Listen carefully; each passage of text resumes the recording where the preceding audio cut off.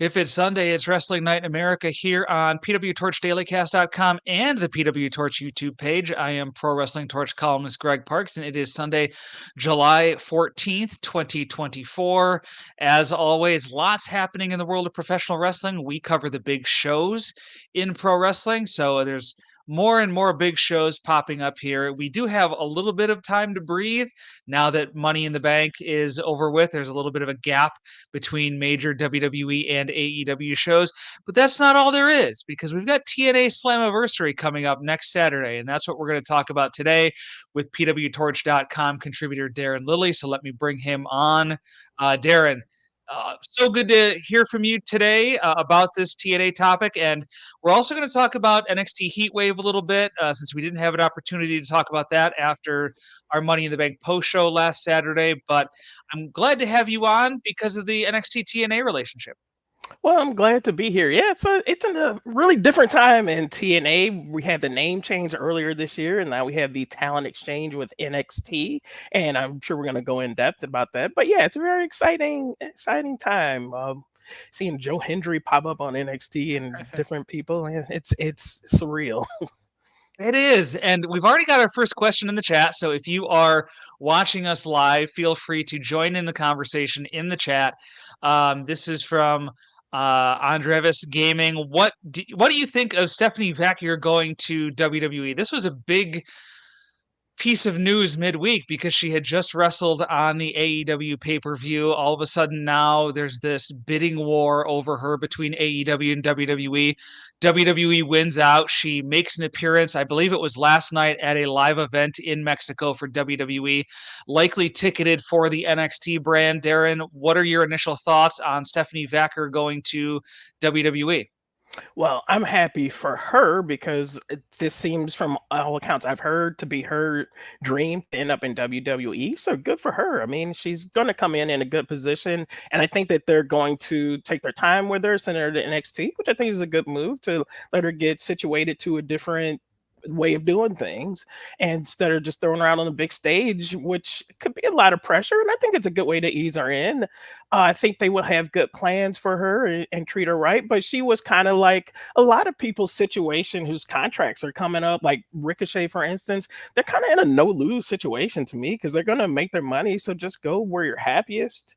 And I don't think that anyone's going to be like booked very badly or anything. And if not, hey, you have a whole bunch of money to fall back on, so that can ease a lot of those issues as well. So I'm really excited to see the pathway that she takes. There's some good opponents for her in NXT and on the main roster, so I'm excited about it. Yeah, what's interesting to me is when you look at NXT, you look at a lot of women getting TV time who are pretty inexperienced. And how does she negotiate that? How does she intermingle with those wrestlers? And how long does she stay in NXT? Like you said, she's probably coming in with a big contract. Is there going to be a point in time where WWE main roster comes calling, and perhaps the people in charge feel pressure to put her on the main roster because of the contract? So that's going to be something interesting to look out for too, Darrin. But let's get into NXT Heatwave again, talking a little bit about this here. The first thing I want to mention is something that took up a lot of oxygen in the pro wrestling landscape in the days following Heatwave, and that was the reaction to the Sol Ruca Kalani Jordan match. There was a lot of consternation from people who felt that the match was too scripted, and even if they were doing really cool stuff, it was not a wrestling match in the truest sense. A lot of people understand wrestling to be, especially the older generation, call it in the ring, right? Go out there, feel the crowd, sense the crowd, call it based on crowd reaction. And here you have, and this is not the first time this has happened, you have women who likely practiced this match extensively, perhaps even before this show, going out there and performing. And there are people, again, especially an older generation, who don't like that aspect of what professional wrestling, especially in NXT, has turned into. you know? So I look at it as I don't care if it's, worked out ahead of time as long as I can't tell. And I think that's part of what the criticism of Jordan Ruka was, not so much that they worked on it ahead of time, it's that you could see it. You could see them moving to their next spot. You could see them, not really taking into account the crowd's reaction into what they were doing. It was just A to B to C to D, and the memorization of it all. Those matches can be very good. I'm reading the Macho Man's a biography on him that I'll be reviewing in a future column in the Torch newsletter. And I just got done with the chapter talking about his famous WrestleMania match with Ricky Steamboat, where Savage and Steamboat would literally write down move for move what the match was going to be, and then quiz each other. Okay, what's part 34 of this match, and they'd have to respond what was happening there. So um, and that's a match that's talked about as one of the greatest matches in WWE history. Mhm. I kind of liken it a little bit to different forms of comedy. It's not a perfect description, but you can have improv, like whose line is it anyway? You can go to a show and be impressed and laugh and whatever, where it's they get a feel for the crowd and kind of go off that. You could also go to a stand up where some of these stand up comedians have perfected their act over time and perfected their jokes over time, and it's ones they've worked on and they've repeated. Um, and they can both be good and they could both be funny, but they're just different. So I don't have a problem with the idea of practicing a match, especially when you take into account the inexperience of a Sol Ruka and Kalani Jordan. Would it be smart to have them go out and call a match on the fly with their experience? Probably not.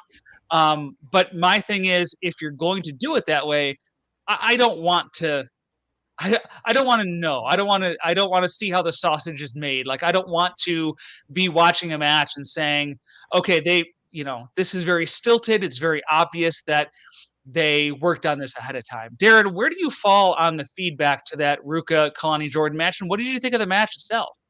Yeah, a lot of the negative feedback, I can certainly see why people would say what they did say. But when I watched it, what I saw was people lose sight sometimes that it is development. And I saw they were very athletic, the moves that they put together and everything. But my takeaway was they're really going to be good when they finally get everything together. I think both of them have been wrestling for less than a year, if I'm not mistaken. So, I mean, it's going to take a while to be able to put that all together, to put those moves together, to make it look like an actual fight, like an actual athletic contest, as opposed to something choreographed, which is what kind of happened there. And I think that's match was a perfect example. They can sit back afterwards and hopefully go over. The coaches can go over and say, this is what you need to work on to make it look like an actual fight. Let's incorporate that kind of move into how you would do in an actual fight. And I think there's a lot they can learn from that. So, I mean, I wasn't that hard on it because I know they've only been less than a year. So they're still learning. And I mean, people had to keep that in perspective. But yeah, I do think it'll be a good learning experience for both of them. And I think their potential is, their ceiling is very high. Yeah, Brock in the chat says, I think it's okay in NXT. It's a place to learn. I think that's, echoing your thoughts, Darrin, on that. If you want to get in the conversation at any time, WNIA livecast at gmail.com is where you can email us. That's if you're not watching live. Obviously, if you are watching live on YouTube or wherever you're getting this stream, you can participate in the chat. Back to Heatwave, Darrin. The main event was a win for Ethan Page. He won the NXT Championship. Trick Williams, former champion, was not pinned. It was a four-way that also included Shawn Spears and Javon Evans. So Javon Evans takes the fall. I wrote a Parks' take earlier this week about my impressions of Javon Evans so far in NXT. I think he's got future stardom written all over him. Now he's taken a couple pinfall losses to Ethan Page, loses here, gets attacked on NXT TV. I get what they were going for in having Trick Williams lose the title without actually losing the match. I just wonder, given that Javon Evans is still in that precarious position of still trying to, I think the fans are taking to him, but it's very early on in his run. And you have to be very careful about how you book someone so early in their run so that fans don't pigeonhole a guy as, oh, he's only going to be a certain level in NXT, because I do think he can be so much more. So, what did you think about Javon Evans taking the loss? Maybe this sets up Javon Evans getting a title match against Ethan Page somehow. Perhaps, yeah. I wasn't too thrilled about him taking the pinfall loss because of exactly what you said. You don't want to have that perception of him as a guy that's, when they have these multi-person matches, he's the guy that's going to take the fall. You don't want to get that perception. They can always heat up a guy and put the machine behind him eventually when it's time to do that. So, I mean, I'm not totally crushed, but it did raise an eyebrow. I think he's going to be fantastic.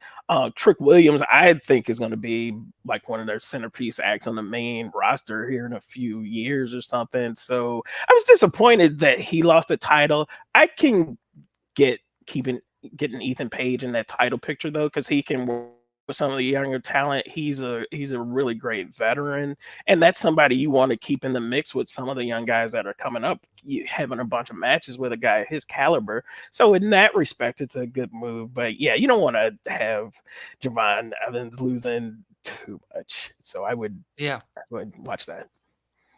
And Steve in the chat says, I think Trick gets it back at No Mercy on September 1st, just before the move to CW. Mm. That's going to be an interesting thing to watch, Darrin, is what, if anything, changes, what of the roster or the depth chart is rearranged as they head to the CW. It is a different, they move from cable to network television, as low as CW is on the network TV Sure. tier. And it has a different demographic of viewer than USA Network does. And I'm sure that a lot of fans are going to follow NXT to the CW, but the goal is to get new fans to watch. And it'll be interesting to see what they do in terms of, okay, now we're on the CW.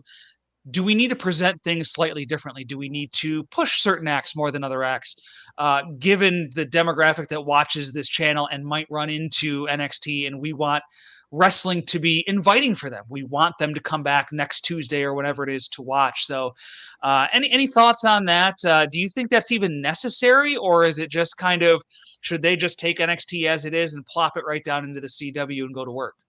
I think they'll peak a few storylines, like the person who just wrote in saying that maybe they'll say the title change just before that or for the first show or whatever. But I think that you'll see a lot of main roster people come in for the initial episode or at least the first few. And I think that's what they'll rely on as opposed to building up towards that or building certain superstars. I think they'll just do the little main roster cameos to ensure that people are watching. And yeah, you could do something like peaking a title change or something to happen then. But yeah, I think it'll be okay. I think the people will follow them to the CW to check it out. Yeah. Dijak is no longer at NXT. His contract expired. He's already done some independent shots. As the resident TNA expert on pwtorch.com, Darrin, I'm interested to see what your thoughts are on Dijak potentially going to TNA. We have, it used to be when a contract expired in WWE, kind of fantasy book them into AEW, but AEW's roster is so bloated. There's so many wrestlers on it right now. It's very easy for a Dijak, for example, to kind of get lost in the shuffle. So, does TNA maybe look more inviting to someone like Dijak? Do you believe that would be a good fit for TNA? Yeah, if the money is right and that's somewhere that he wants to go as a destination, I think he'll bring a value to any roster, even if somehow they got him in AEW or the ROH roster. But as far as TNA, yeah, because they can always use that star power. He's someone that's still hungry and never was overexposed on the national scene. He's got a lot to offer. I think that would be they had Hammerstone, who was from MLW, and I don't know if that just didn't work out in TNA, but that's if he could come in on that because it looked like they were having big things for Hammerstone. I don't know if he got injured or what happened, but there's a role there for somebody that's big and powerful. And they're just waiting to fill that slot. So yeah, there's certainly room for him. And Azan in the chat says, "Does Dijak make sense going to TNA since they work with WWE?" I don't think Dijak burned any bridges on his way out of WWE, so I don't think that would. And I also don't think TNA should be making any roster decisions based on their working relationship with NXT. I mean, that could end tomorrow, and you don't want to be making big decisions based Sure. on the whims of another company that you're working with for however long that lasts. Uh, Last thing before we get to Slammiversary, Darrin, is the TNA NXT partnership. I mentioned at the top of the show. I'm excited to have you on to ask you about this because I know you and I have done tons of shows together focusing on TNA, but I know you also watch NXT and WWE. Just so far, we're a couple months into this relationship. What have you make of it so far? And do you think it's a relationship that is working for both sides, or do you think it's benefiting one more than the other right now? I think it's benefiting NXT more than TNA, and some of that might be that TNA tapes in advance. The show last week where we had Charlie Dempsey pop in, and was it Izzy Dane who faced Jordan Grace? It, it was fine. It was just kind of there, and I guess they're leading with the Charlie Dempsey and his group, the No Quarter Catch Crew. I guess that's leading up to something, so I'll give that a little grace, I suppose. But on the NXT side, when the people come out and the fans just go absolutely crazy, there's TNA chants. As someone pointed out, I forgot what social media, there was like TNA is more over in NXT than they are in TNA. And that just seems absolutely true. Seems like And Joe. Mhm. why do you think that is? Because we've not seen this partnership reflected in TNA's ratings. You know, Jordan Grace, No. maybe TNA was expecting a bump from Jordan Grace appearing on NXT TV as well as one of their PLEs. Why do you think that excitement that we're seeing for TNA wrestlers in NXT hasn't transferred over to TNA and gotten more eyeballs on their product? It might have to do with the caliber of stars. If they were to bring someone bigger into the TNA product from the NXT roster, that might help a bit. So far, we've gotten like Izzy Dane, and I don't think that's going to exactly set the world on fire. But Joe Hendry, who's one of the more top tier people in TNA, showed up in NXT, and that's going to make a big difference. Jordan Grace, who's the Knockouts champion, showed up in NXT, and of course they went crazy. So I think it has a lot to do with the caliber of star. You can't just send anybody over, and that's not to discredit Charlie Dempsey or anyone like that, but they just aren't booked at that level where you're going to get that reaction. So maybe they could step up that aspect and send like a Trick Williams over for an appearance on TNA TV or something like that. I wouldn't hold my breath on that No, one.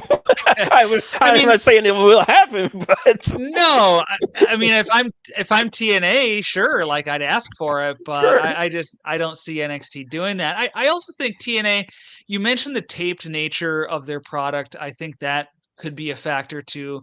And also, they're on a network that is so hard for people to find, I think, and it's so limiting TNA's growth potential being on a network that is you know so far down the channel list. I think it's hard. It takes effort to find it. Like sure. if you're an NXT fan and you're saying, "Hey, this is an interesting partnership. TNA's got some interesting wrestlers. I want to check out their show." Like, how long do you search before you just give up and say, I don't care that much about Right, it? I mean, right. that's the unfortunate part. Right, and you just catch it on YouTube, the YouTube clips or whatever, or the Twitter clips or whatever, and then that's the sad reality of people are only going to try so hard to find it, and it is a little bit tough to find. I believe like you could subscribe to TNA Plus, but nobody realistically is going to put up the $10 a month to do that. So they're stuck with the whole access TV situation, and that is an issue, definitely. Yeah, a lot of people in the comments saying they don't get it or it's very limited. Yeah, it's not on their Lady B, tier. Yeah, yeah, Lady B says the same thing that I brought up. Like she wanted to check it out, but it was too hard. So, Access TV is not. It's not one of the top tier cable channels, so it can be hard to find. So, Darrin, Slammiversary, we've got it set for next Saturday night, July 20th, from Montreal, Quebec. It's the 20th Slammiversary show. Hard to believe. We've got 20 Slammiversary shows in TNA's history, but here we are. So, let's talk about it. Let's talk about starting with the Knockouts tag team title match that sees Alicia Edwards and Masha Slamovich take on Danny Luna and Jody Threat.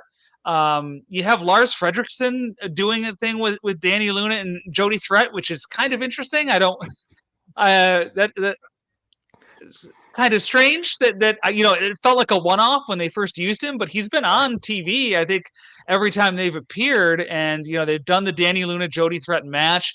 What's your take on this? Alicia Edwards and Masha Slamovich, kind of a mismatched team as well, with Killer Kelly inactive right now. Alicia's kind of taking her place as Masha's tag team partner. Yeah, but it's kind of working so far. And I like the whole element. At some point, they're going to have that split, so they're building up to that, and I kind of like that. I think it's too early to take the belts from them because they're still gelling as a team, and I'm enjoying the little back and forth that they have on the interviews where Alicia doesn't understand her, that kind of thing.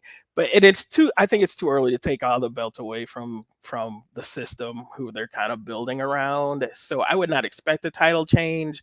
Although Danny Luna and Jody Threat just got back together, they were kind of not on the same page, and Lars was coaching them. I think one question to ask is, could there possibly be a CM Punk appearance, but there is a WWE TNA relationship, and him and Lars are friends? Like, why wouldn't he do it? Just pop up in their corner. I mean, it's something that, he likes to go to NXT and help out the younger guys. Why wouldn't he do it if they would let him do it? I would be shocked if WWE allowed CM Punk to appear on TNA TV in their Knockouts tag team title match. I mean,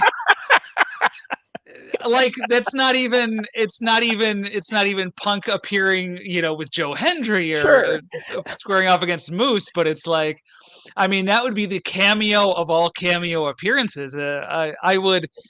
That's not something that I can ever see happy. Like, you say, why not? Realistically, like, sure, it'd be funny and it'd be cool. It'd be an interesting cameo that would get people talking. But yeah, no. It's unlikely, but you can hope. I'm just searching for a reason it would just say no. It doesn't hurt his drawing power or anything like that, and it just would throw TNA a bone. It will never happen, but just something to think about. Well, then you'd have to have Drew McIntyre show up and attack CM Punk while he is at ringside for this match, and then you get that whole situation. So there's a benefit for WWE there that they're fighting everywhere. That's true, and Drew McIntyre has a history in TNA, so they could make it work. Darrin, you're talking me into this, man. Yes, so his DVD on their website right now, the best of Drew Galloway. Wow. Yeah, this is not a turn that I expected this conversation to take. I will say that. So I appreciate that. I guess that does bring us to an interesting point, Darrin. So let me pull on this thread a little bit.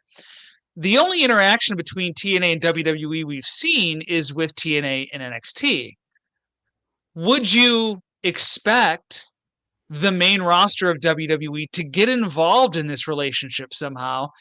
And if so, what do you think that would look like, setting aside our CM Punk fantasy booking here? Oh, sure.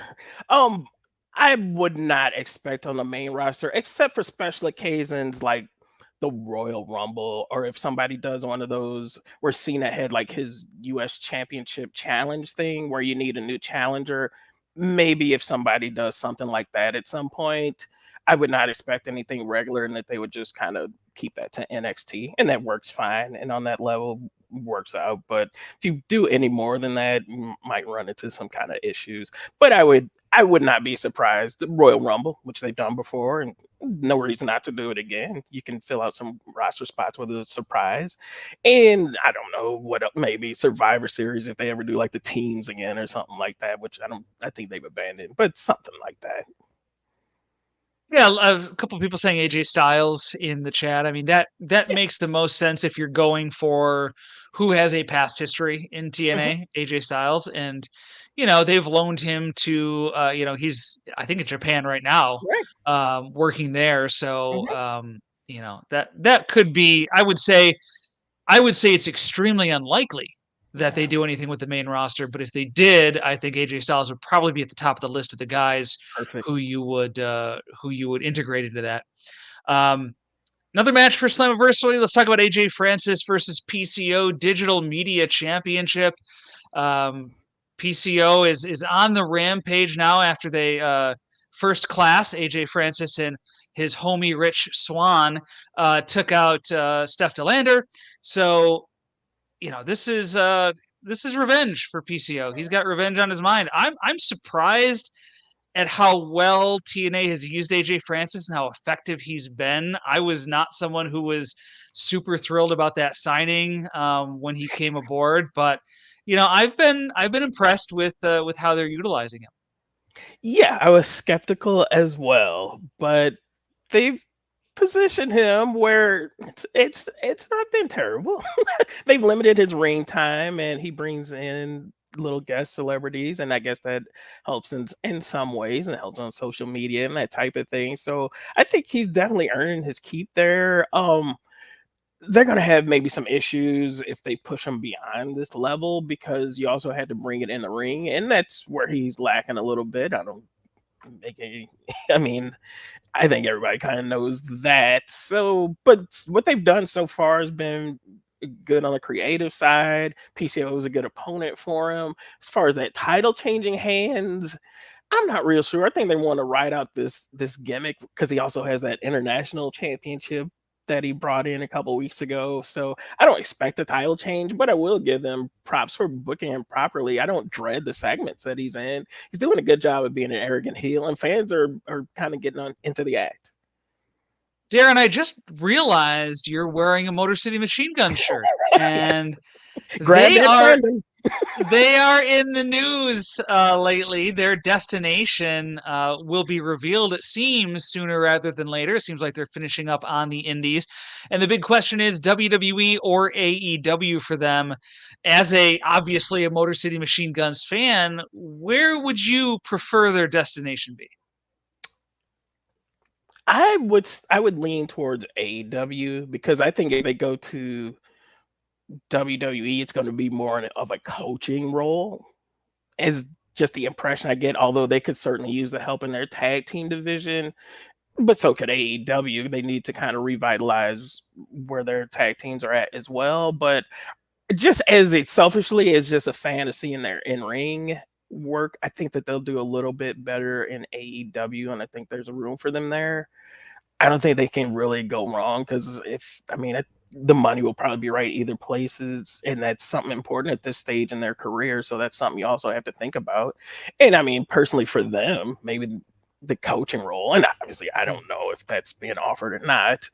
But if it is, I mean, that's probably good for them even for a longer term thing. Not that that couldn't happen in AEW either, but I'm leaning towards AEW.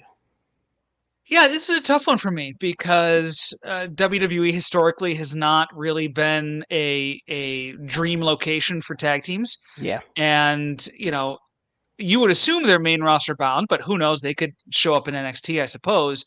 And in AEW, we know there's some really interesting matches for them in AEW. Although even AEW's tag team division, I don't think it's right now where people envisioned it when AEW first began, and they were really kind of the land for tag team wrestling in a way that Mhm. WWE wasn't, as a way to differentiate themselves. I'm not sure that they've lived up to that, at least at this moment in time. So yeah, I think it's going to be really interesting to see where they go and how they're used. As you kind of mentioned, they're on the backside of their career, closer to the end than the beginning for sure. So life after their in ring, or cutting out a little bit of their in ring and maybe moving into coaching could be their ultimate decision. And I think they'd be fantastic doing that, by the way.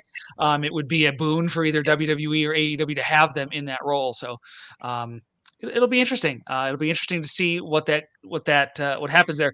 I want to get to an email from Azan before we move away from the AJ Francis PCO match. He sent in a couple questions. One of them was about PCO. He says at 56, PCO seems to be enjoying a lot of TV time, like his fellow countryman Chris Jericho, and his spot in the company is higher than younger talents such as Leon Slater, Kevin Knight, Alan Angels, and Jake Something.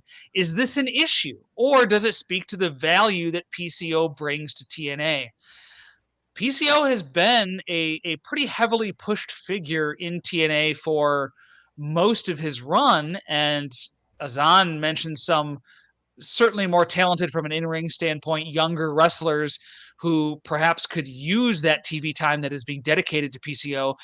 Do you think everything else about PCO from his character, from the storylines that he's been put in, makes it worth it to utilize this TV time on someone his age with his limited in-ring set?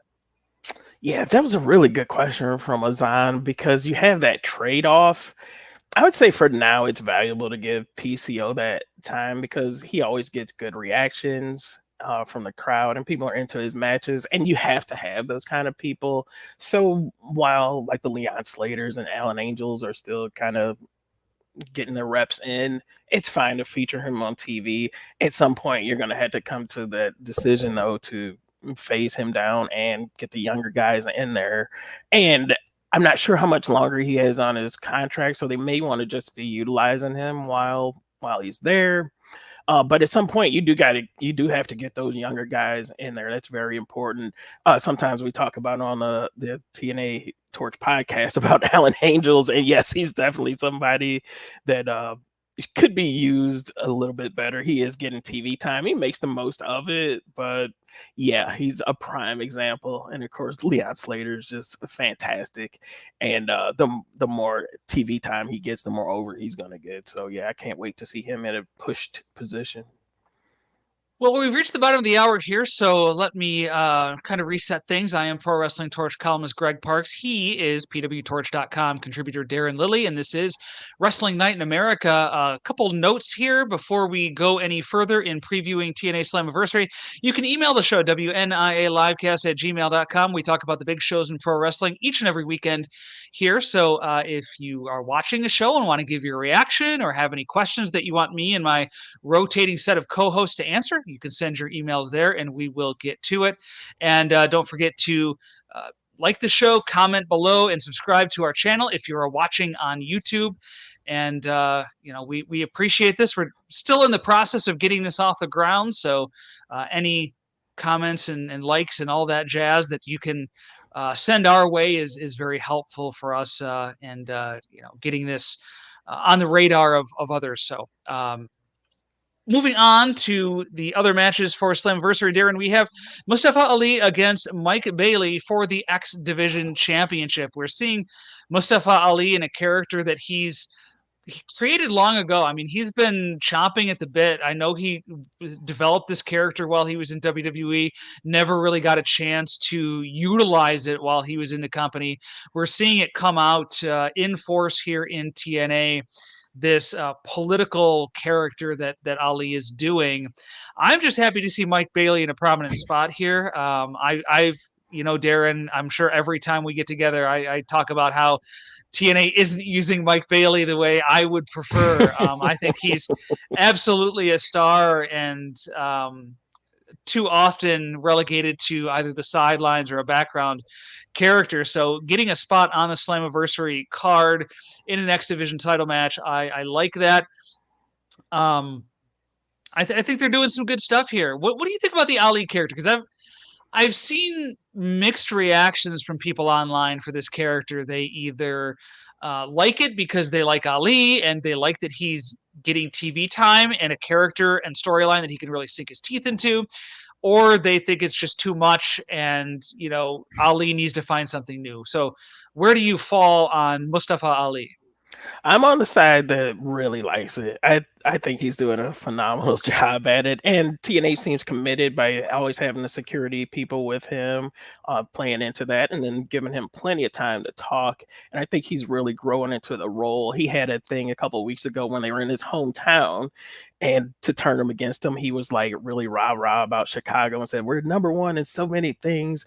Uh, uh, a lot of them are related to crime, and I thought that was such a great line. But that kind of stuff is just he's really in the zone with the character.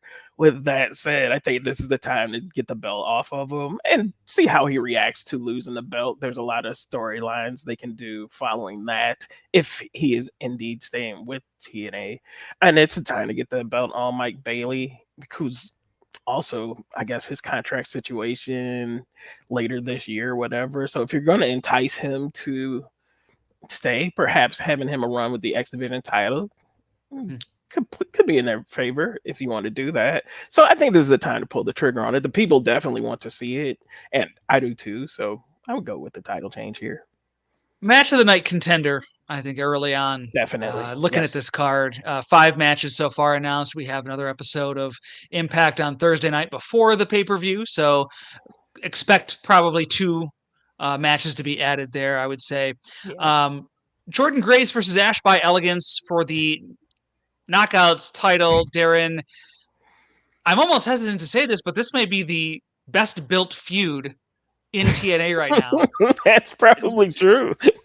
Just for the longevity of it, for the the character of Ash by Elegance, who's on vacation more than she's at the tapings, Yeah. and her and Jordan Grace are polar opposites in terms of their characters and things like that. So yeah, maybe not so far fetched to say that that is the best built feud, and they've built Oh, this match really well leading up to this. I'm not sure what kind of match it's going to be because I'm not sure Ash by Elegance has improved a ton in the ring since she was Dana Brooke in WWE.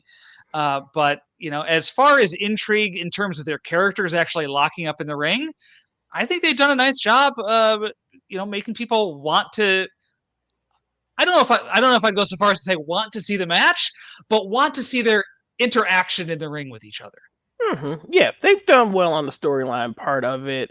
The in-ring portion for Ash by Elegance has left a little bit to be desired. She's doing the squashes, and that hasn't exactly set the world on fire. I thought that they always brought her up from NXT too early, and that had ramifications on the main roster, and we're still seeing those ramifications today. So yeah, she might need a little help there, but the character work is still her Ash by Elegance character is still kind of a work in progress as well. So that still needs some work as well. But the match itself, I think, is going to be a big test for her. She's had some lengthy matches with Zaya Brookside, and I think they had like a best of three, and the third one was fairly good, but she's gonna get tested by Jordan Grace, so it's gonna say a lot about Ash by Elegance how this one ends up. As far as like a title change, I could see that happening. I don't see another big challenger for Jordan Grace on the horizon, and this could give them a little bit of a feud to sink their teeth into if they were to go back and forth. I don't think we've seen the end of this feud, so I would not be opposed to a title change here. In the chat, Joel says, "You want a surprise NXT TNA crossover? Ash gets squashed." Jordan says, "Give me someone worthwhile." And out comes Natalia, who we learned has apparently re-signed with WWE. She was in contract limbo for a little while there. So interesting. I think Natalia versus Jordan Grace. I think you have two women with similar strengths in terms of their in-ring work, and I think both women would really welcome that idea. I'm not sure if Natalia is considered an NXT or WWE main roster at this point. I mean, she goes back and Right. forth. But I mean, if you wanted a main roster involvement, Natalia, I think would work in that situation. I mean, she's perfect. Yeah, I would, and she has been doing the little character work, saying that it's time for a change, and this would certainly be that. So yes, I would certainly invite seeing that, and that would push Jordan Grace to her limits, a fresh opponent, and I bet they would work very well together. So yeah, I'm on board with that. The main event, TNA title match, Moose versus Josh Alexander, Steve Macklin, Nick Nemeth, Kazarian, Joe Hendry. It is a six-way elimination match for the TNA title. This is a match that has a lot of moving parts in it, especially when you consider it being elimination style, Darrin. And Moose could be the first one eliminated. And we could know very early on in this match that we're going to have a new TNA champion. Uh, what's your sense? I mean, the system, you talk about the system kind of collecting titles. Moose is the leader of that. It would make sense for him to stay champion, to get a little bit more mileage out of that group being the top dogs in TNA. But I mean, you got Josh Alexander, you got Steve Macklin, who's kind of worked his way back into the main event picture. They could do something with Joe Hendry. I mean, Hendry is getting a bigger push now in TNA. Um, I think in part because of the reaction he's gotten in NXT. I'm not sure if this was the plan if he hadn't gotten as over as he's gotten in NXT, and it kind of feels like TNA's feeling a little pressure to use him a little differently. Yeah, So that's got to be a consideration. Do they put the title on him just because of he's the talk of certain circles in professional wrestling? So I think there are quite a few possibilities here. You can't rule out Nick Nemeth, a guy, who has that WWE pedigree, a guy a lot of people would believe as TNA champion. So I think this is going to be a really interesting match to see how it plays out and see how the eliminations work. That the elimination style factor of it, usually the companies try to not do elimination style to protect sure. wrestlers because no one wants to be the first one or second one eliminated. That reflects poorly on you. Yeah. But the fact that this is elimination style makes it a lot more interesting. Yeah, it does. Yeah, I'm looking forward to it. When they initially announced it, I was like, this totally reeks of we don't have a strong singles contender, so we're putting a bunch of people in there for the title match. I'm not absolutely but there is intrigue going into it now to see who pins who in what order, that type of thing. I think this is going to come down to, as you alluded to, is this the time to pull the trigger on Joe Hendry? He's got so much momentum from the NXT appearances, the deal with the song a few weeks ago, and I think he alluded to something about they're relaunching it or something on, so he said something on social media. He's got the #1 shirt on Pro Wrestling Tees. Why wouldn't you put the belt on somebody that has all this momentum? I mean, because this could all end in a couple of weeks. You might as well do it now. And I guess it's just going to come down to that decision. Do we want to make Joe Hendry our guy? And that would also maybe help your relationship with NXT to make him like a bigger star. Maybe get your belt on the USA Network and that kind of thing. So unless they have a strong challenger picked out from Moose, and they seem to have alluded to Dango attacking maybe Mike Santana, so maybe they're making that their plans coming up. So it could go either way, but it is going to be intriguing to see who comes out on top. I don't know. I might pull the trigger on the Joe Hendry thing. I mean, why not? He's got some mainstream momentum, so why not? I mean, here's the thing to me: who's champion in TNA does not matter. We've not seen anyone Yeah, have that title and move ratings in any substantial way, yeah, right? yeah. So what possible harm could it do to put the title on Joe Hendry? I mean, it's you're not trying to sell out 10,000 seat arenas. You're not trying to draw millions of fans to your TV. So I don't know. I guess it, like you said, strike while the iron is hot.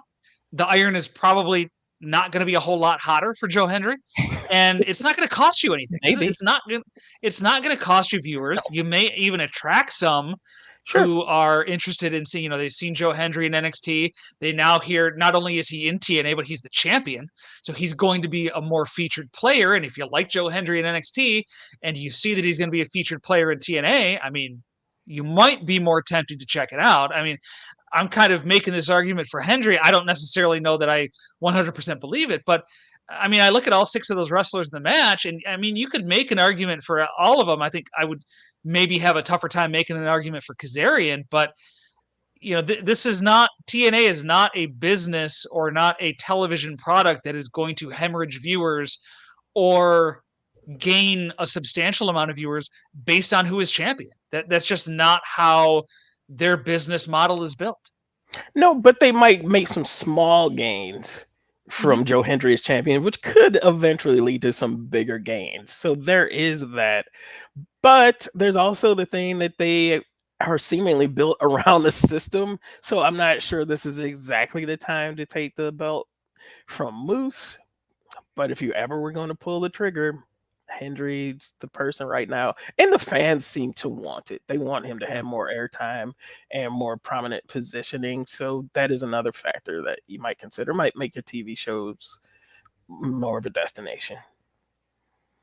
Well, that is Slammiversary, which again is coming to us next Saturday night from Montreal. So we'll try to talk about that a little bit next Sunday on Wrestling Night in America. We'll be back here on YouTube and pwtorchdailycast.com, 8 p.m. Eastern next Sunday night. Hoping to have someone on who can help me preview the G1 tournament, which also starts next Saturday. So I don't know what I was talking about earlier when I said the big shows were kind of in a lull, but I guess that's not true. It's not. Maybe from a WWE AEW standpoint, but really that's about it. Everybody else is piling in here to this open area of time here in mid July. Darrin, a couple of emails to get to, and maybe a chat comment or two that I want to circle back to before we head off tonight. The first is the other Azan email questions that he brought up. So, one of the ones, and this goes back to the TNA NXT discussion that we were having. How do you feel about Charlie Dempsey and No Quarter Catch Crew being the first regulars on TNA TV from NXT instead of being one offs with the women? Could you see Charlie develop something new for him in TNA and not be under the watchful eye of his father and the WWE PC system? So, I think we could spend a lot of time, Darrin, reading into who is being used in TNA from NXT, who does NXT management loan to TNA, and all the whys around that. But what do you make of Charlie Dempsey and No Quarter Catch Crew being the person or the group that seems to have the first program, save for the one-offs that is on mentioned, in TNA? I think it's more of a situation where NXT says, well, let's take some of these younger guys and let's get them some experience out of the company, wrestling with different kinds of people, because eventually down the line, they will have plans for them. So while they're young and inexperienced, let's get them out there and get them some reps essentially. And I think that's more than anything what it is. They weren't thinking what star power caliber can we send over there. I think they were thinking more practically about who could use some experience that will benefit us when they go to the main roster eventually. So it makes me think that they have some big plans for Charlie Dempsey and his crew going forward, but I don't think it had anything to do with benefiting TNA. It was more about how can we help get these guys some experience. And I think if I remember correctly, they face the Rascals. Is it this coming week on TV? Yes, that is So, correct. and so that's, we've seen the Rascals come over into NXT and sort of give a boost to Wesley after Wesley lost to Obafemi at Heatwave. So that is a storyline too that you can see on TNA TV, but it can also transfer over to NXT, and you could turn that into Wesley versus Charlie Dempsey at some point. So NXT is they're doing it smart in that, okay, we're going to send these guys over to TNA, but they're going to mix it up with wrestlers who, we can make a story out of that on our TV. And so it's not just happening in a vacuum on TNA. Right. Right. So there's that benefit too. Another question from Azan. He says, although Jade Cargill's in-ring work and teamwork with Bianca Belair have been good, I feel Triple H is missing the boat when it comes to weekly storylines for her. We haven't gotten any passion promos or character work from her, just the women's tag team. How problematic is that for you, Darrin? Do you see that as an issue? To me, I'm more of the camp of let her get her feet under her as a WWE main roster talent. Let her team with Bianca Belair. They have what I consider a very successful tag team, and it's helping Jade Cargill learn the ropes inside the ring. Um, She was a mega pushed star in AEW, but she was also still very inexperienced in the ring. She was very limited in a lot of what she could do. So there's still a matter of kind of pulling that out of her and getting her to develop from an in-ring standpoint. So I think there's going to be plenty of time to do the things that Azan wants done with Jade Cargill. I don't think time is necessarily of the essence here, but Darrin, do you think that WWE is losing out on something by not focusing more on Jade Cargill and giving her more to do early on in her run?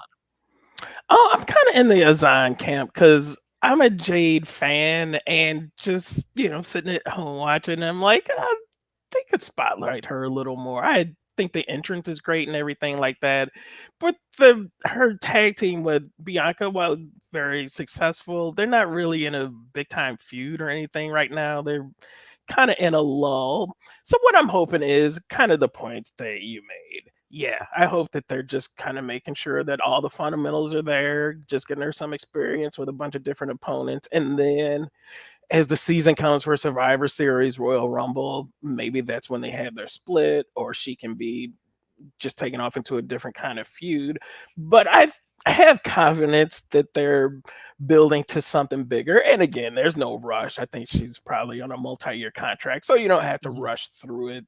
So I will keep the faith in it. But yeah, I think that there's she's a genuine talent and could be a huge star. But right now, I think they just want to make sure she's got all the fundamentals and everything. And Right. then when it's time to pull the trigger, she'll be ready. Yeah, I think if I thought she was closer to a finished product from an in-ring standpoint, I would be saying, what are you doing? You had this star plopped right down in front of you and you're not utilizing her to her fullest potential. But I do think, and you're seeing it in the tag matches. You're seeing Sure. how the Sure. match can kind of break down toward the Hmm. end when there's a lot going on, and she still hasn't taken that next step as a wrestler yet. So you can kind of see where WWE might be hesitant to kind of throw her in the deep end, so to speak, and have her fend for herself. And Bailey as a babyface is the champion on SmackDown, so you know Jade Cargill, if you want her to be a babyface, she's not going to jump right into the title scene there. So there are a couple factors at play that, to me, make me okay with Jade being where she is, outside of just continuing to improve from an in ring standpoint. Yeah, and one other thing to keep in mind is, in the grand scheme of things, she hasn't even been wrestling that long. So, Yeah. I mean, she's in some high pressure stakes over in WWE, and it really has not been wrestling all that long. So, when I sit and think about it, the more reps that she has, it's going to be better off for her. And when it's time for her to get shot to the moon, she'll be ready, prepared for it. Here's a question for you. Would she have been better off starting in NXT and dominating there, where her shortcomings in the ring might not be so exposed as they would be on the main roster? Or do you think just by virtue of being on the main roster, even if it's just in a tag team, she's still better off that way? I've thought about that, and I think she might be better off just starting off in the tag team division, but on the main roster, because I think she was too big of a name to put in NXT, and plus she would have had to carry her in the lengthy singles matches. I don't know if we necessarily wanted to have that, so I think they made the right decision. But I mean, that couldn't have hurt either going to NXT. But yeah, I would lean towards starting her off on the main roster, but do it in the tag team thing. So we move on to our last email. This is from John.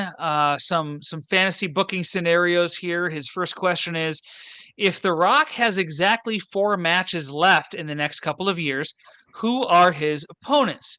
He says, I expect you may think that 2 matches is more realistic, but I went with 4 because of the Saudi shows and Rock's perpetual interest in making as much money as possible.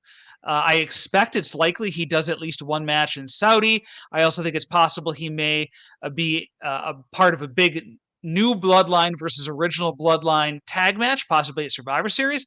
It wouldn't surprise me if Saudi finds a way to get Rock versus Roman first, which is not my preference as I don't watch the Saudi shows. So my prediction for Rock's matches are as follows in no particular order. He says Cody at WrestleMania 41, Roman at one of the Saudi shows over the next couple of years, new Bloodline versus original Bloodline, a Survivor Series match, and Roman at WrestleMania 42. Question: if The Rock has exactly 4 matches left in the next couple of years, who are his opponents and who would you pick and who wins? So I actually come down very close to John on this one. I think one has to be Cody. I think one has to be Roman. I think I don't know about the bloodline thing now because at first I thought Rock versus Rock's bloodline versus Roman's bloodline. But Rock's bloodline has very quickly turned into Solo Sikoa's bloodline. Right. And I'm wondering if they do the same match that John is talking about, only with Solo Sikoa at the head versus Roman Reigns at the head. But I do think Rock being involved in the bloodline storyline somehow probably needs to happen. So you could still do like Rock, Solo, the Tongans, and Jacob Fatu. On the other side, you could have Roman, Jimmy, Jay, whatever.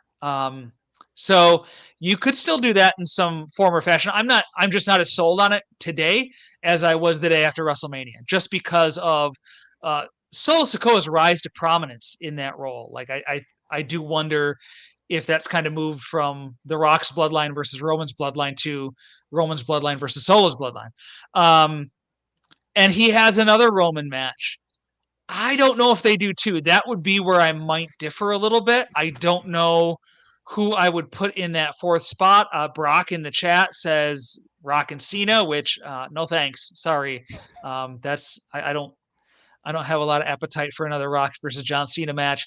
I might have to think on that fourth one though. Darrin, what do you think about John? How he laid things out, and what your picks for The Rock's 4 matches, if he were to only have 4, would be?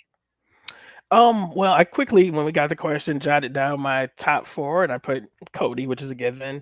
Roman Reigns, they're going to have that match at some point. A Survivor Series or some kind of tag team match. Now, I did as my fourth one put John Cena just because the first 2 were like 2 of the all-time gates of all time. Why not try a third with the retirement thing going on? I think that they could build that to something really big. Do I necessarily want to see it? No, I'm in the same boat as you, but that's something, but they don't care about that. They just want to make money and have put on spectacles. And I think that they could certainly build that up as something. But my fourth option is by the time that fourth match rolls around, that would be what, 2026, and by that time you need to have him against somebody new that's emerging into the main event scene. So I would say, and this is going to sound random, but I would say like Trick Williams, because by that time he's going to be on the main roster and somebody that I think is going to be that the fans are going to be ready for. So put him against somebody young, put that person over, and then he rides off into the sunset. Yeah, and I wonder, there's always multi-man matches. You could do Cody versus Roman versus Rock as one of them or Sure. something like that. Anything to kind of ease the burden from The Rock because, at his age, with his level of wear and tear, with his movie career that he needs to keep in mind, you probably want to, I don't want to say protect him as much as possible, but I think there is a degree that you Sure. want to ensure that he's not putting himself at great risk and his Yeah. future. So, if you end up doing a triple threat where he has to share the load with 2 people instead of 1, I think that might be tempting for WWE and him to do. So, I guess I'm not any closer to figuring out that fourth opponent, but I would probably say the 2 singles, and who knows what Solo Sikoa is. This bloodline storyline is moving forward at a rapid rate. And Solo Sikoa could be a guy a year from now that ends up being worth facing Roman Reigns, depending on the twists and turns of this story. So that would be something to keep in mind here. The second topic for John, he says, how to explain Roman's reason for leaving and returning. He says, I may be stating the obvious, but I feel like his silence has to be explained in a satisfactory way. I feel like him just saying he went off the grid and randomly turned on SmackDown one night and saw Solo had apparently attacked Paul Heyman weeks earlier would be unacceptable. I put his potential reasons in different categories. The first category, he says, losing his championship specifically broke him. Number two, he says he felt broken emotionally, mentally, and physically for a while leading up to WrestleMania 40, despite his external confidence and his kids and wife needed him. Number three, a very personal reason he cannot talk about publicly right now. Number four, the new bloodline found him and savagely attacked him. And number five, he was obsessively catching up on various Netflix originals like Stranger Things that he has missed out on over the years and wasn't watching WWE or doing anything else. That's an example of a stupid reason that John gives. But hey, I'm getting caught up on my Netflix stuff during my summer break. So Totally if reasonable. if Roman wants to do that too, who can blame him? He says, I think Roman saying he was emotionally, mentally, and physically broken for a while and time away made him self-reflect and learn the error of his ways. And he enjoyed spending a lot of quality time with his wife and kids would be the best option. It could also explain why he was a little more relatively subdued compared to The Rock leading up to WrestleMania. Some fans think Paul Heyman's reaction to the lay suggests the new bloodline did something to Roman, but it could also be a replica lay, which would be in line with the idea of the new bloodline as imposters. So John's question is, how would you explain Roman's reason for leaving and returning?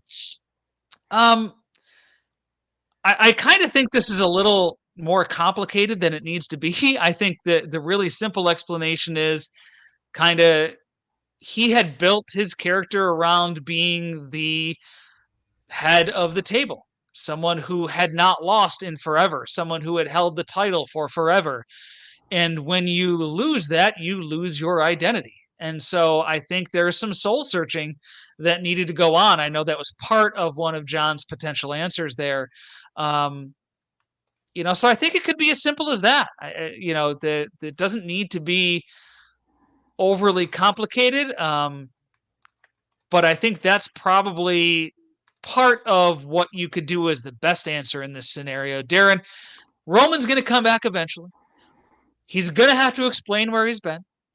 What do you think would be the best explanation he could offer, given that this new bloodline is running roughshod? I mean, he could walk back tomorrow and try to put a stop to what Solo Sikoa is doing. He has not done that. So, I mean, he would kind of also have to explain that a little bit, I think. Yeah, the simplest way is just to say that he had to distance himself and that he had to be away because it did psychologically break him to lose that title and everything in the 4 years, just the wear and tear.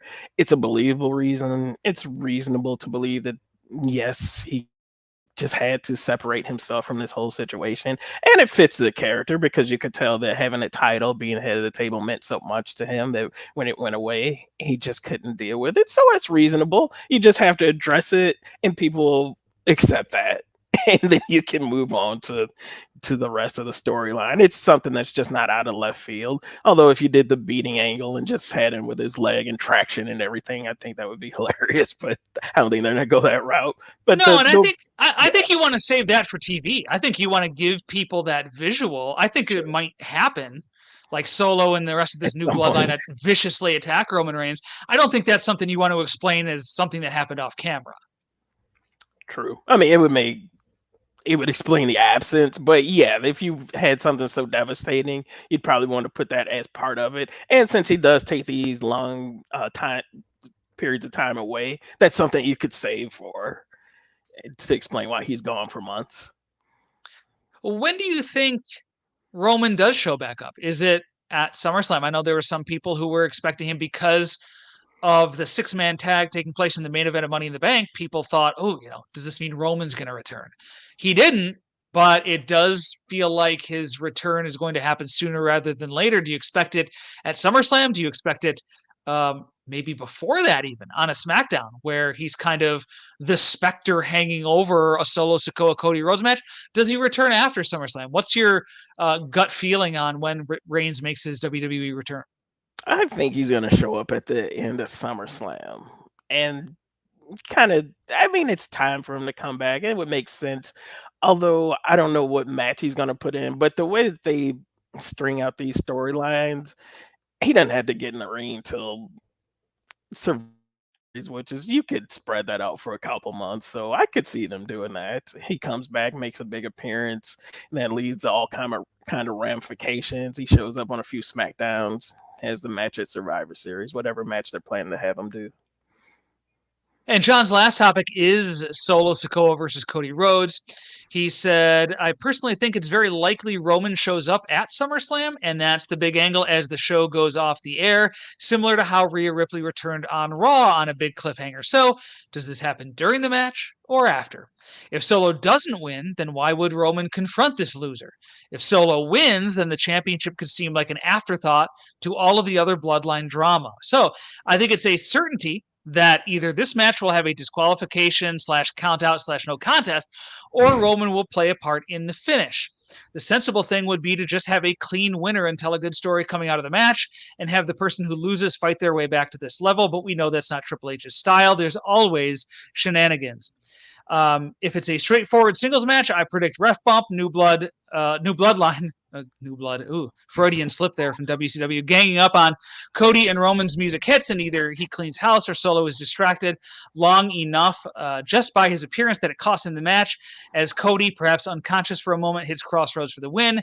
Then on the following SmackDown, either the whole group or just Jacob Fatu brutally attacks Roman, and Roman is gone again until around Survivor Series, and Heyman is the main person who reunites the original bloodline over the next few months. Question, if put on the spot right now, what's the finish of Solo versus Cody at SummerSlam? Oof. John coming hot and heavy with these questions, man.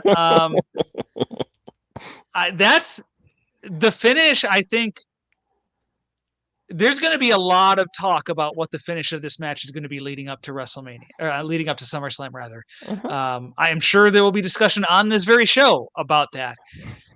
I'm often a minimalist, where I think just having Roman show up and distract Solo, Solo's eyes get wide. Didn't expect Roman Reigns to show up.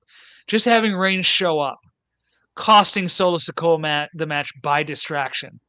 We always argue against distraction finishes, Darrin, but the one time you can actually believe Yeah. a distraction finish, Roman Reigns walks through the curtain and Solo Sikoa, who's been pretending to be the head of the bloodline, sees him. That's one time where I think it could work. I would be okay with it. Um, I think, I think that could work. And then I like John's idea of the new bloodline. Again, at some point, I don't know whether it's on the next SmackDown or what, maybe Roman Reigns comes and offers an explanation for where he's been, gives his thoughts on this new bloodline that's taken over, and then they attack him. And of course, Roman has no friends backstage, so no one's going to come out to help him. Maybe Cody does at the last minute, right? After thinking about it, after, it's tearing him up inside. Does he help Roman? Does he not? Whatever. Um, and then Roman goes away for a little while, gives Paul Heyman time to recruit people to be a part of Roman Reigns' team at Survivor Series if you want to do that.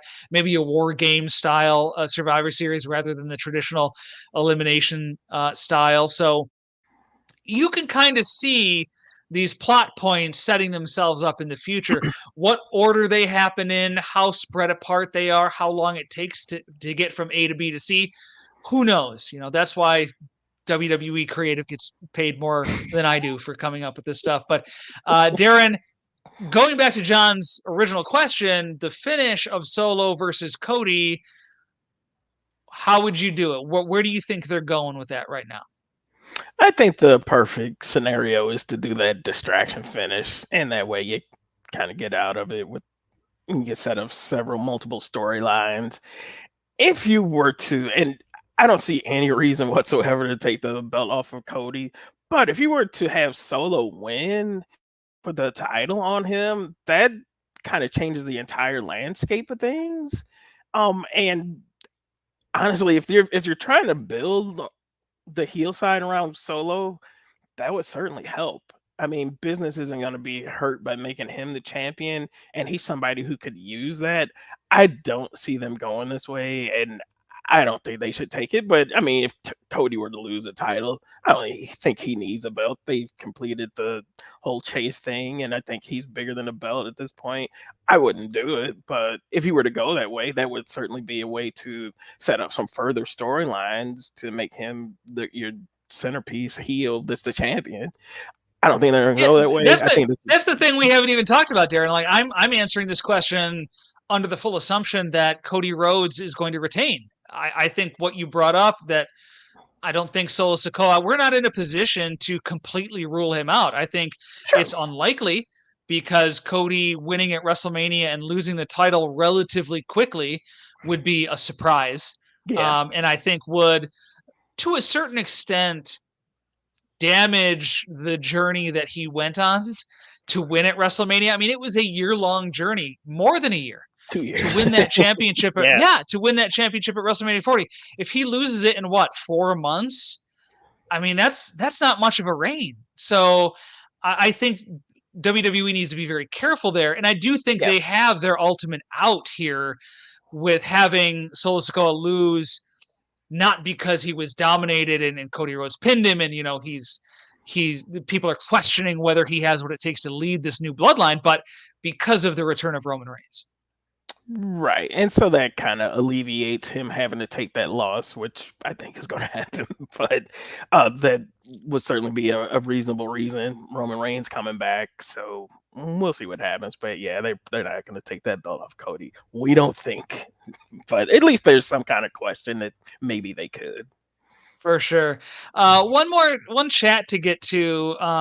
This is from Finey. He says, Stratton versus who at WrestleMania 41? So Tiffany Stratton coming away with the Money in the Bank briefcase at Money in the Bank. She's only held it for a week, Darrin, but we're already asking what's in store for WrestleMania 41 for Tiffany Stratton. Obviously, she's got a bright future in WWE, and creative believes strongly in her, with good reason, I think.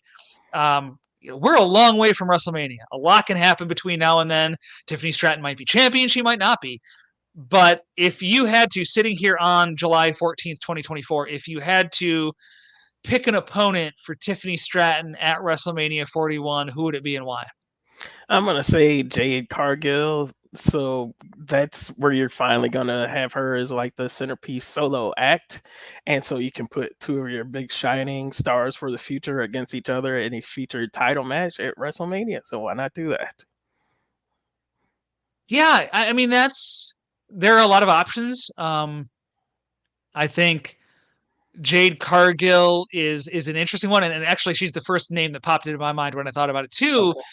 But then you have also the situation of, you got Tiffany Stratton, who's getting a huge push, but very similar to Jade Cargill in that she's Yeah. not quite a finished product yet. And do you want to put two wrestlers of that ilk on such a big stage at WrestleMania with the spotlight on them?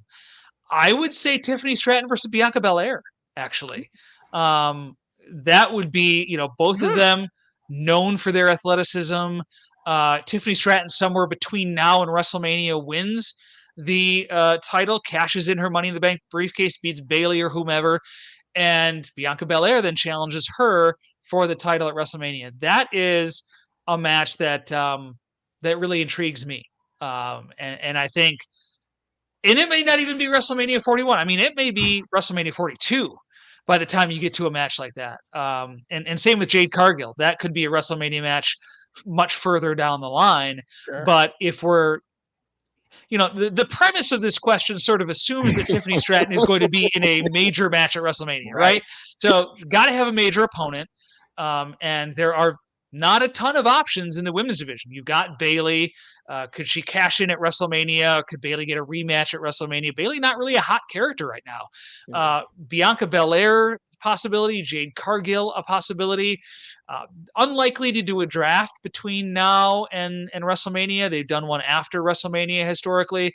So you don't look at, a lot of Raw wrestlers perhaps moving over to SmackDown and having Stratton face one of them at WrestleMania. So, those are the names that really strike me. Bianca Belair stands out to me as the one, though. Yeah, that would make sense because Bianca had big match experience, so that's someone who could carry that end of it. I could see that. But if you want to throw a wild card out there, if they get the contract together with Becky Lynch and they want to have her in a big match, you could have Becky Lynch return in a title match at WrestleMania, and all of a sudden that's a big deal. That's true. Becky Lynch had gotten a little stale on Raw. All of a sudden, she comes back, maybe does something on SmackDown. Maybe Or that's an was the Royal attempt to, Rumble? yeah, maybe that's an attempt to freshen her up a little bit. Yep. If you're Becky Lynch and you want to take some time off, it's still got to be tempting to be involved at WrestleMania. I mean, that's a big money show. Even if she signs a short term contract to appear at WrestleMania or becomes a part timer, then they're known for appearing at WrestleMania. You have to imagine that would be tempting for her. Do a 3-month build to Tiffany Stratton, then take more time off after WrestleMania. That's a schedule that I think she's earned, and Yeah. so that would be very interesting as well. Oh, and there is one more option, and they seem to have planted the seed for something between Tiffany and Trish Stratus. Is that WrestleMania level? Yes, Perhaps, maybe it's a featured match. You could save it yeah. for I then. mean, you would imagine that Stratton probably isn't champion then at that time. So either You she have to, right, right, unsuccessfully cashed in her briefcase, which I doubt happens, or she just simply hasn't cashed in by that point. So right. yeah, something to consider. All right, Darrin, we've hit 75 minutes right on the nose. That's a pretty good spot. Although, I was given the orders to. I thought that the Columbia soccer game was at 7. So I had talked to Darrin for those who were confused by my tweets this week. Um, I had asked Darrin to move the show back to 9 because I thought my wife is Colombian. I mentioned this a couple weeks ago. She's super into this Copa. And so I thought, okay, 7 o'clock start time. It'll be done by 9. I could do the show at 9. Well, come to find out, the game started at 8. So I real quick messaged Darrin, hey, let's start at 8. Maybe I can catch the second half. That's better than catching the first half. And so now there's all this hubbub. I'm getting texts from my wife that they may not even play the game because there's 7,000 fans in Miami without tickets trying to get into the stadium, and they're having all kinds of problems with security. So I guess I'm not missing the game anyway. But that for those who are wondering why the move from 8 to 9 and then move back to 8, it was all about the soccer game. And my wife's a little superstitious, and I've watched all of Colombia's wins with her, so she was really worried about me not Oh, being so there to makes watch it with sense. her. So I was trying to find the right Oh, time funny. to do that. But Darrin, it's been a pleasure catching up with you and seeing you. This is your first time with me in this format, so it's been awesome talking Heatwave and TNA with you. Before we let you go ahead and plug what you do for the Torch and where we can find your work. Yes, I co-host with John Laszlo, the TNA Impact podcast on the Pro Wrestling Torch, and you can find my results every Thursday at the Pro Wrestling Torch, and you can find me on social media on Instagram and Threads at DKLSTL. Awesome. Darrin Lilly, pwtorch.com contributor, TNA specialist. Thanks for joining us here tonight, Darrin. Thanks for having me. Of course. And don't forget, folks, we are here next Sunday night, 8 p.m. Eastern. I'll do my best to keep it at 8 to avoid any confusion. 8 p.m. Eastern here on the PW Torch YouTube page as well as on pwtorchdailycast.com. Don't forget to email us, wnialivecast@gmail.com. And we'll talk to you again next Sunday because if it's Sunday, it's Wrestling Night in America.